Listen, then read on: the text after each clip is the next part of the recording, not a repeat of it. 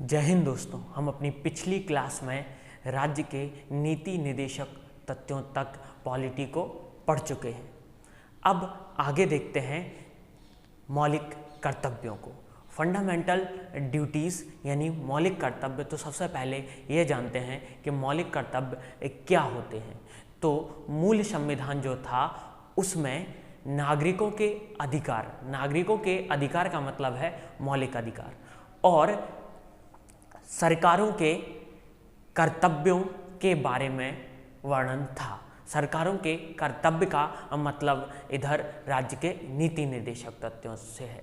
तो नागरिकों के अधिकार जो मौलिक अधिकार हैं और जो सरकार के कर्तव्य हैं वो राज्य के नीति निर्देशक तथ्य हैं। इन दोनों के बारे में तो वर्णित था, लेकिन मूल संविधान में नागरिकों के कर्तव्य के बारे में कुछ भी वर्णित नहीं था।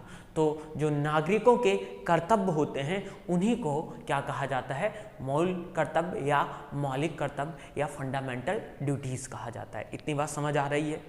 अब जो मौलिक कर्तव्य हैं उसके बारे में कुछ जानकारी देखते हैं। तो मौलिक कर्तव्यों को सबसे पहले पूरे वर्ल्ड में सबसे पहले किस देश ने लागू किया था?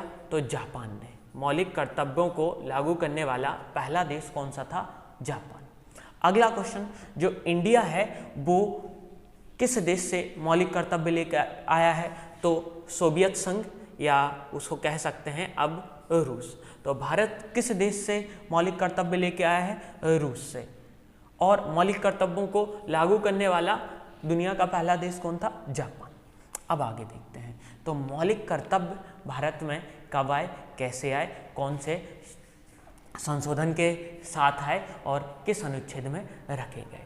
तो मौलिक कर्तव्य जो हैं वो उनके लिए एक कमेटी का गठन किया गया, सरदार स्वर्ण सिंह कमेटी। सरदार स्वर्ण सिंह कमेटी का गठन 1976 में किया गया। अब सरदार स्वर्ण सिंह कमेटी का गठन किस वजह से किया गया? मौलिक कर्तव्यों को भारत में जोड़ने के लिए। उस समय जो पीएम थी वो थी इंदिरा गांधी। इंदिरा गांधी के समय स्वर्ण सिंह कमेटी का गठन किया गया। अब स्वर्ण सिंह कमेटी ने बताया कि संविधान में मौलिक कर्तव्यों के लिए एक अलग से भाग होना चाहिए और अलग से अनुच्छेद होना चाहिए। सरदार स्वर्ण सिंह कमेटी ने मौलिक कर्तव्यों की संख्या कितनी बताई? 8। अब क्या होता है? 42वां संविधान संशोधन होता है। 42वां संविधान संशोधन 1976 में। 42वां संविधान संशोधन 1976 में होता है, और इस संविधान संशोधन के तहत जो मौलिक कर्तव्य हैं उनके लिए अलग से पाठ बनाया जाता है। उन्हें भाग 4 और अनुच्छेद 51A में जोड़ दिया जाता है। भाग 4 और अनुच्छेद 51A में जोड़ दिया जाता है। और मौलिक कर्तव्यों की संख्या कितनी होती है? 10। कमेटी ने 8 बताई थी, लेकिन जब जोड़े गए थे तो इनकी संख्या कितनी थी? 10।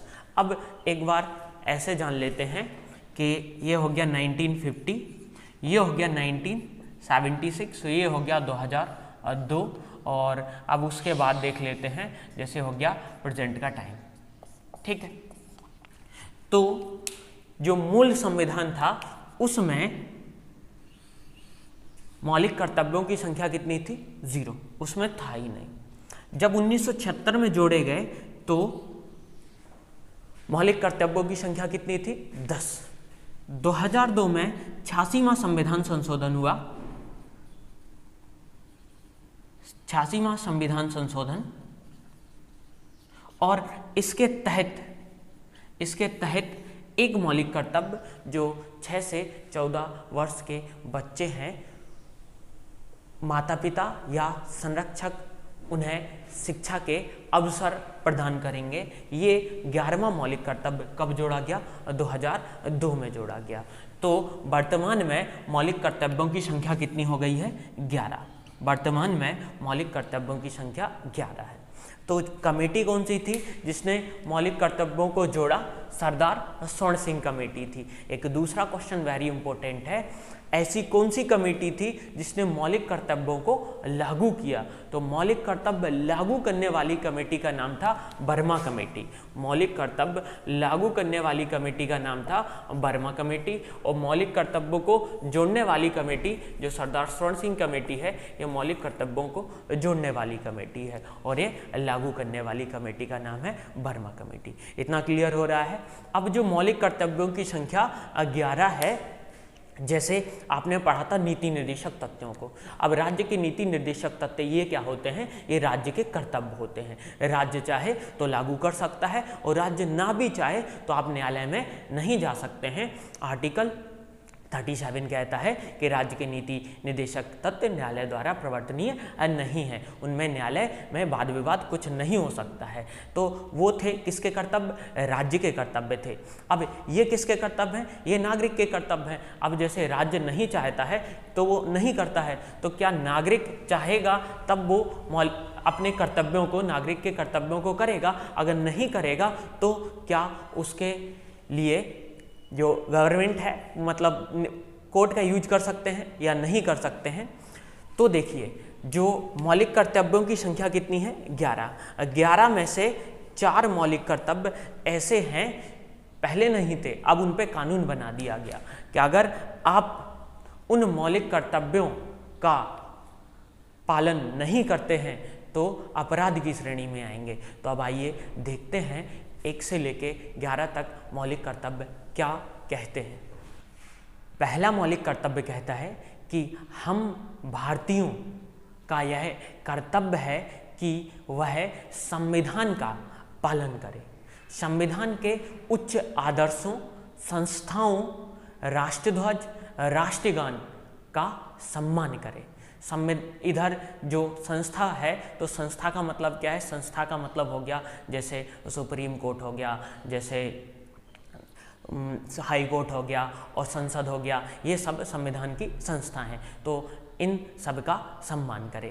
पहला मौलिक कर्तव्य ये हो गया। और दूसरा मौलिक कर्तव्य क्या कहता है? दूसरा मौलिक कर्तव्य कहता है कि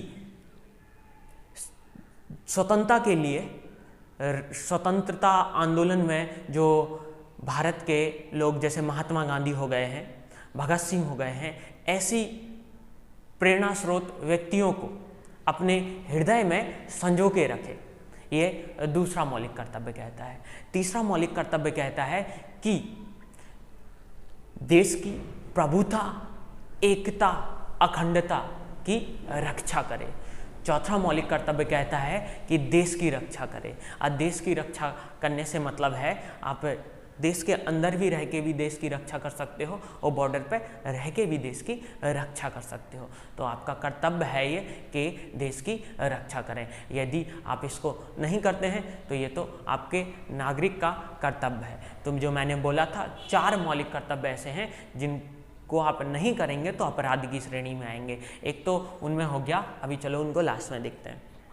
अब देखते हैं 1 2 3 4 हो गया, तो 5वां मौलिक कर्तव्य। अब 5वां मौलिक कर्तव्य एक कहता है कि जो प्रत्येक नागरिक को भ्रातृत्व की भावना का विकास करना चाहिए। हिंदू, मुस्लिम, सिख, ईसाई हम सब हैं भाई भाई। तो भ्रातृत्व की भावना के लिए 5वां मौलिक कर्तव्य है। 6वां मौलिक कर्तव्य कहता है कि हमें अपनी संस्कृति को समझना चाहिए और उसकी रक्षा करनी चाहिए। जो भारतीय संस्कृति है उसको समझें और उसकी रक्षा करें, उसे ख़त्म ना होने दें।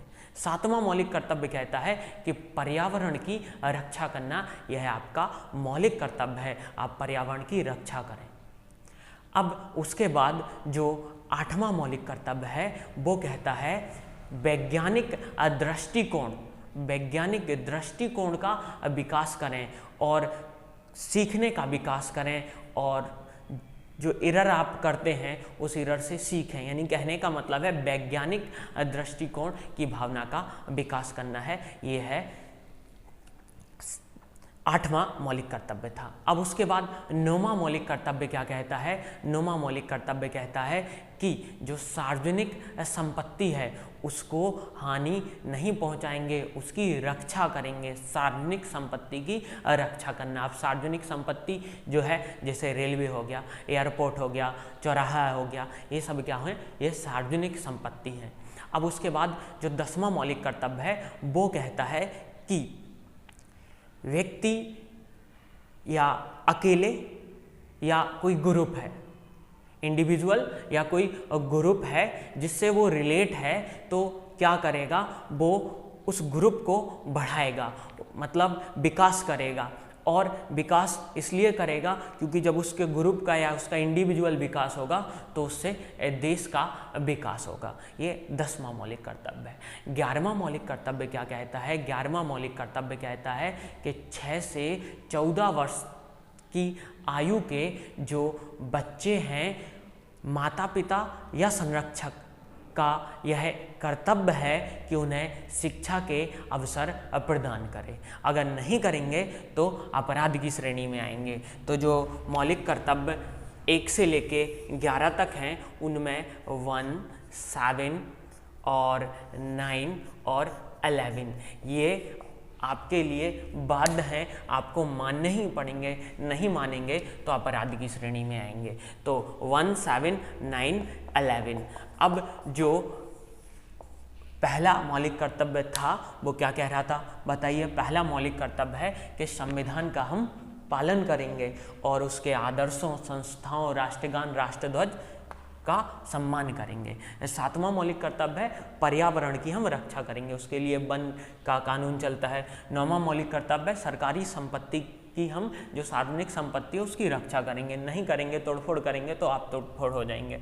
11वां मौलिक कर्तव्य कहता है कि जो 6 से 14 वर्ष के आयु के बालक हैं उनको शिक्षा के अवसर प्रदान करेंगे। अगर नहीं करेंगे तो केस बन सकता है। तो ये थे मौलिक कर्तव्य जो आपने देखे। इसके पहले की क्लास यदि आपने नहीं देखी है तो प्लेलिस्ट में जाइए या डिस्क्रिप्शन में जाइए, आपको वहाँ पे मिल जाएगी। पूरी पॉलिटी आपको प्रोवाइड कराई जा रही है। वीडियो पसंद आ रही है तो तुरंत ही चैनल को सब्सक्राइब करें यदि नहीं किया हो तो, और इस वीडियो को ज़्यादा से ज़्यादा फैलाएं, ज़्यादा से ज़्यादा लोगों तक भेजें